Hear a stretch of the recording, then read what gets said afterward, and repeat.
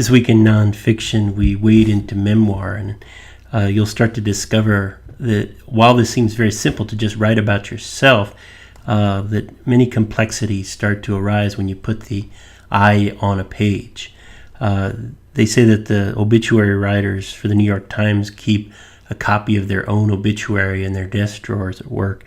Whether that's true or not for all of them, it's interesting to try to think about how you would describe your own life, or how you would boil it down to some essential details. And that's the challenge that you're going to have this week as you develop a short memoir piece within W203.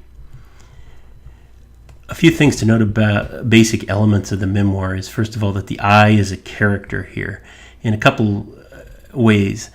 First of all, that the I is kind of a lens through which the details of the events are explored. So if you walk through a scene, how does the I become not only a participant or a character within that scene, but how does the I also offer a perspective for understanding the others who are within the scene as well?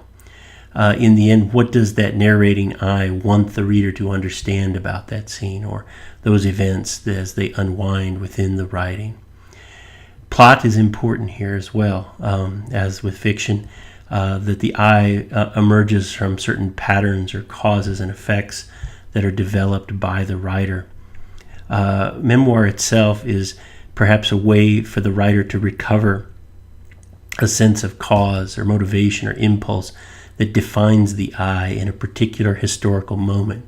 As you think back to your 5th birthday party or your 5th grade class or the first time you fell in love, how does the I emerge from a recollection and a reconstruction of those events?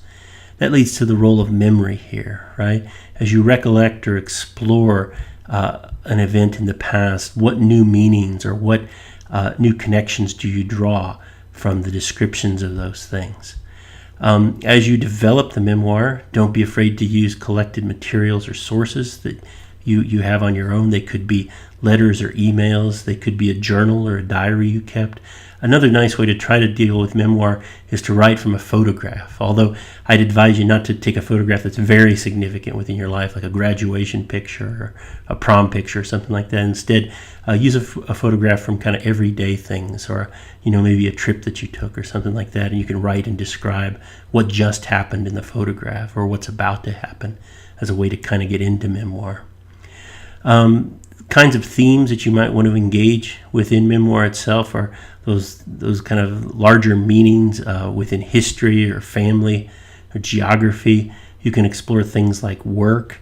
You can explore faith. You can explore a sense of sexual identity.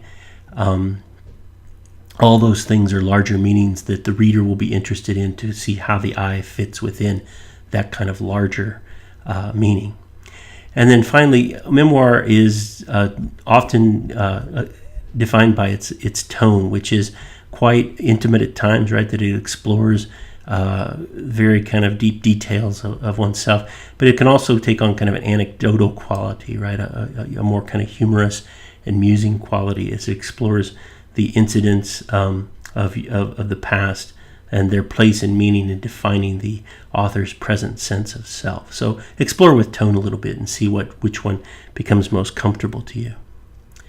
There is a definite difference, I think, between what we see as memoir and autobiography. Memoir sounds like a higher a word of higher register. But when I think about memoir, I just mean memory, like just a short memory that you may be describing or exploring. The way I think about the difference between memoir and autobiography is that memoir is often written backwards, an attempt to recover or recollect or discover a sense of self in the past.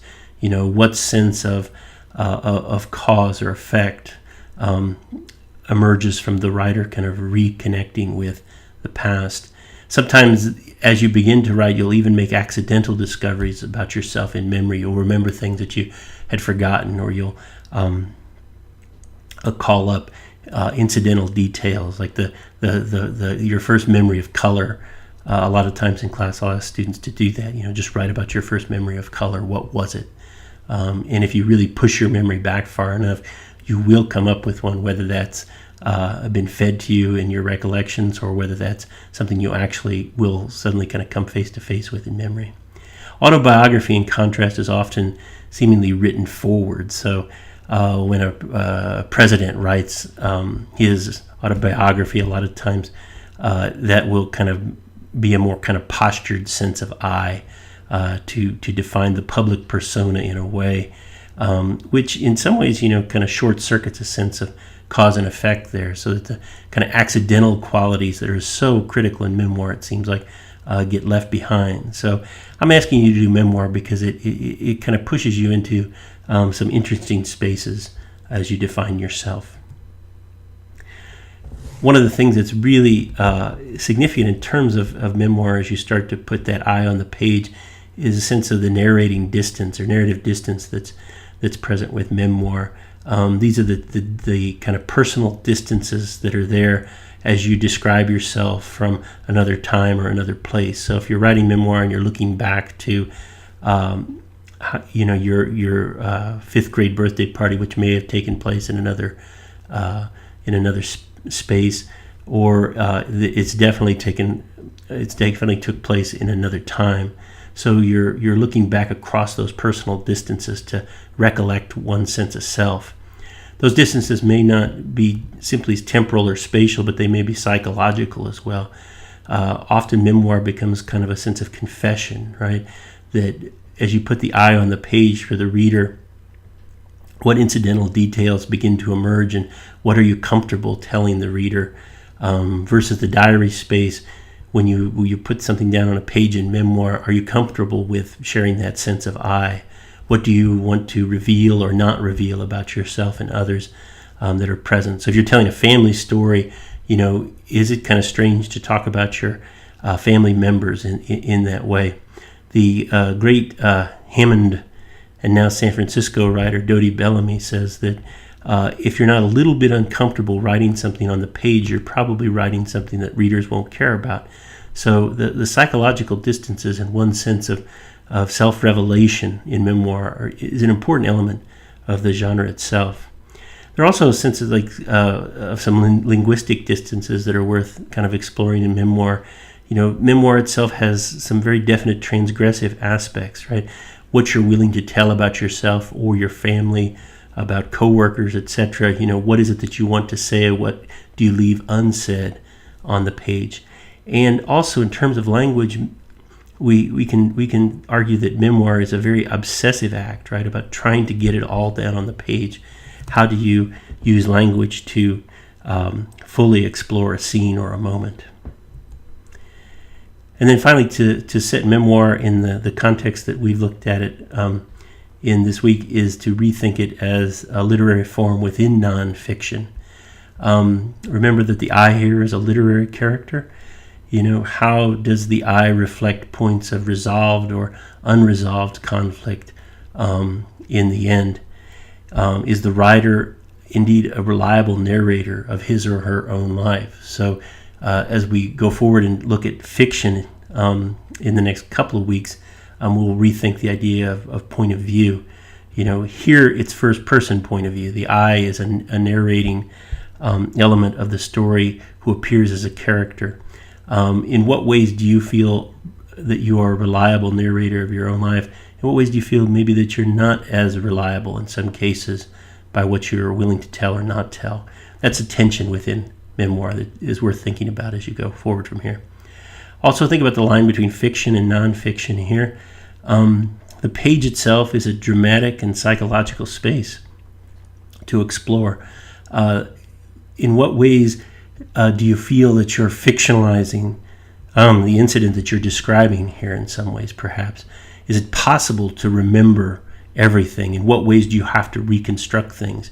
Particularly if you're describing a scene where there's dialogue, you'll have to reconstruct a conversation. Is that conversation that you put down on the page, is that reconstructed or simply fictionalized? How do you come to terms with that? And then also, that sense of I as a fictional or non-fictional character here.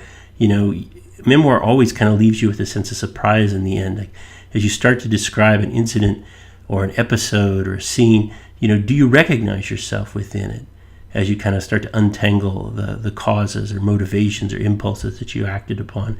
You might be left with the question, who was I there versus who I am today? Also, just one other note in terms of nonfiction, that memoir also plays with other kinds of forms here. So, versus diary or social media entries, memoir seems to be a little bit more sustained in its reflections. But don't be afraid to break memoir down. You could break this down into a series of short one-page pieces that seem more like kind of Facebook entries. You could similarly take a set of Facebook entries and just put them on the page, and then maybe write short pieces of memoir off those. Like look back to a Facebook entry from 5 years ago, and then one that's more recent, then one that might be 3 years old, and look at the I that's on the virtual page there, and how does it compare to the sense of I that you're putting on the page here. Another way to do this might be to think about the genre of the letter, and to explore either the letters that you have sent. Susan Nash Smith, in a great work called "Letters I Never Sent," reflects on memoir as a series of unsent letters, where the cumulative effect of all these letters that she never sent, parts of herself that she never revealed to friends and loved ones, becomes a really kind of powerful thing in the end. When you start to think about the I there and its public and private aspects. So don't be afraid to play with form as you write the memoir. Good luck with it. If you have questions, let me know.